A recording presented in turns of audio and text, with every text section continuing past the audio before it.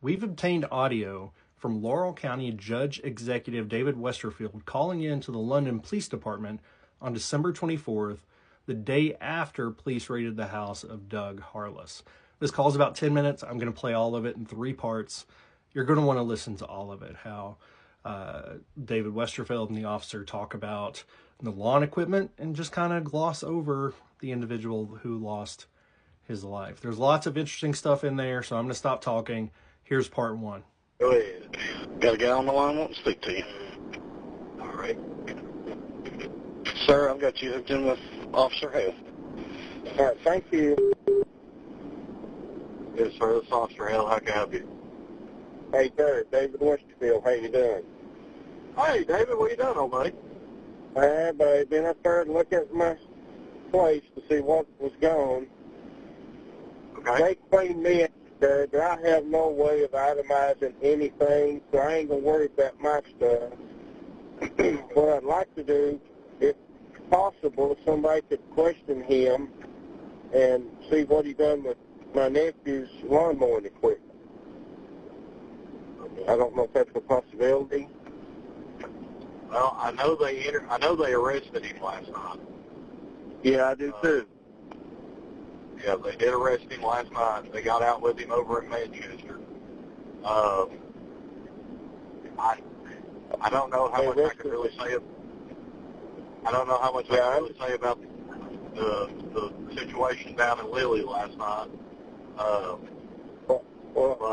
He wasn't part of that, was he?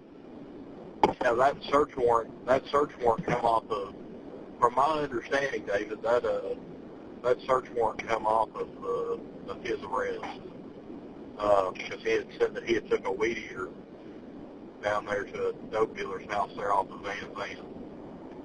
Okay, and the boy was shot and killed, right? That's my understanding. I'm not very. They've not told us anything about it. So. Yeah, I understand. No, they called me at 1 o'clock this morning and told me all about it. So I know all about that one. I just didn't know. You know, I'm not going to worry about my stuff unless he sold to somebody that's laying in a pile and I could identify it. But I can't make a list to turn it on my entrance. I'm not going to fool with it. But I would like to see Charles, my nephew, get his stuff back if at all possible.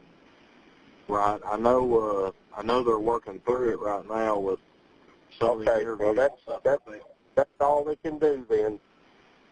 I do know, and I will tell you this. I don't know who called you last night, but me and Jamie, the case got turned over to Elbert Riley, and he said he had worked a couple of cases for you before. Okay.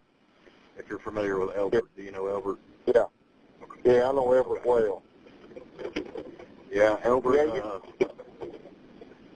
you guys just do your job, and I won't bother you. And and the chips fall where they fall. I mean, it's hard to run this stuff down after it changes hands.